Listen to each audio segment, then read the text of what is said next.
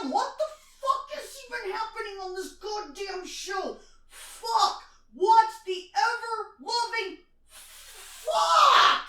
Greetings and salutations, everyone. First off, I just want to apologize to my audience. I was supposed to do a small council live stream yesterday to go over episode 4 of the final season of Game of Thrones, but as it stands right now, I have not been feeling too well. My husband ended up catching a cold at the convention that we went to this past weekend and ended up passing it on to me. So in all honesty, I really did not have the energy to do a live stream yesterday, but I did want to record a short video going over my thoughts on the previous episode of Game of Thrones final season. And I have a lot to say, a whole lot to say.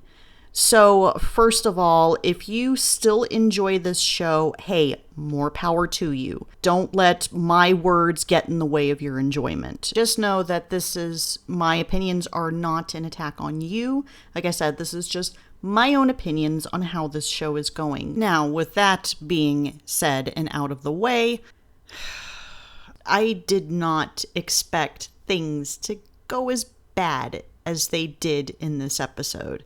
I had a feeling that after episode 3 that things were probably going to get worse, but holy fucking shit.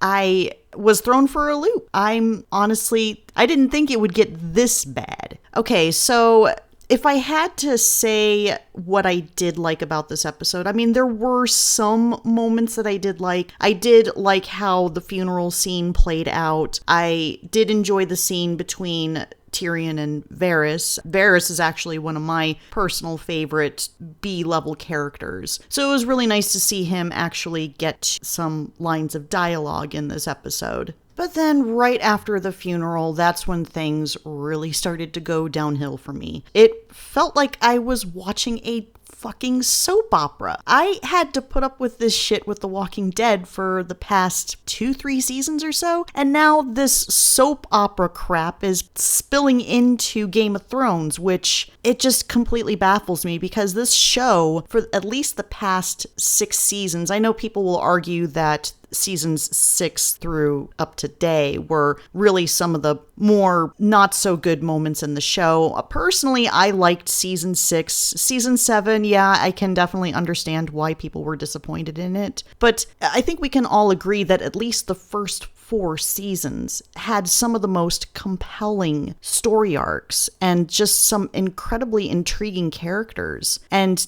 for the first 40 minutes or so of this episode, it just all composed of just this ridiculous crap that you would find in like some teenage soap opera. I mean, you had, for crying out loud, you had Brienne and Jaime hooking up. You had everybody was fucking each other. And I mean, sure, I was kind of on that camp of shipping Jaime and Brienne, but oh God, I'm sorry. That scene was just it was so awkward for me to watch them finally consummate their relationship.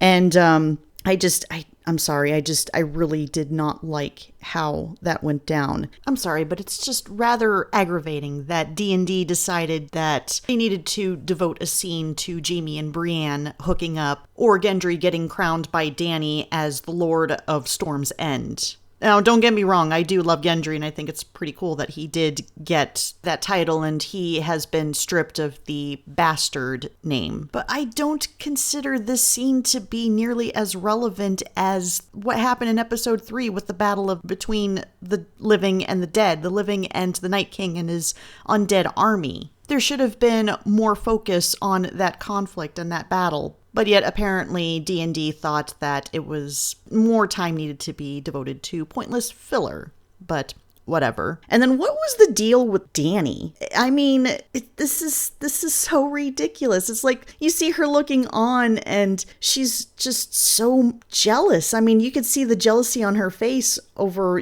Jon getting all this praise, which I don't understand why he's getting all this praise because he didn't really do jack shit in episode 3. other than getting BTFO'd by the Night King and screaming at an undead Viserion, which is a fucking travesty to his character. And honestly, thinking about it, it's like there's just so much crap that they're doing with these characters that are just absolutely laughable. I mean, take for instance Dany. It's ridiculous how much D&D have completely butchered her character. I mean, this is a character from like the first season. The point of her was that she was supposed to break that Mad King persona. It's like that was something that was more of her brother Viserys's thing. He was leaning more towards their father's side, and he was crazed and manipulative and abusive and all that. And Dany was supposed to be the complete and polar opposite of that. And then now all of a sudden, it's so jarring to see her now starting to emulate what her father was, which is completely against what she's been built up to be. You know, she's supposed to be the breaker of chains. And yet here she is getting jealous over Jon, telling him that he can't tell his secret to his sisters. I mean, are you fucking kidding me?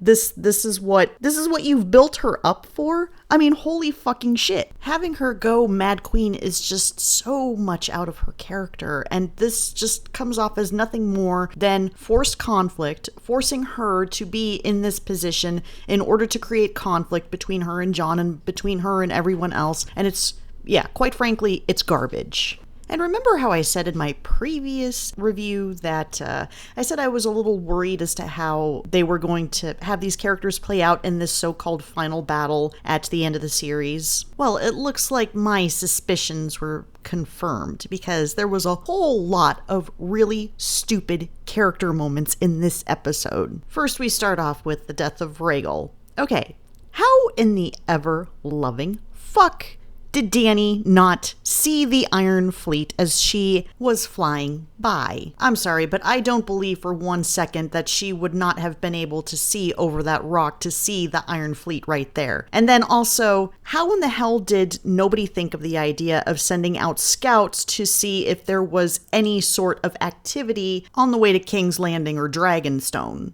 Also, how in the hell did Euron manage to hit Rhaegal 3 times, manage to take him out, but then when Dany starts flying headlong towards him, all of the scorpions ended up missing her? So not only do we have a character making an incredibly stupid decision in order to serve the plot, but we also have a nice dose of plot armor as well. Great job, D&D. Now I will skip over the somewhat nice teleportation from Dragonstone to King's Landing as we get to my next big, hilariously bad, stupid character moment, and that comes from Cersei. Here is a woman that had absolutely no qualms about getting her own husband out of the way in order for her son Joffrey to take the Iron Throne. It is also clear, very crystal clear, that she has an undying hatred for her brother Tyrion, and had no qualms in sending an assassin after him. So why in the Holy Mother of Hell did she not have him executed on sight?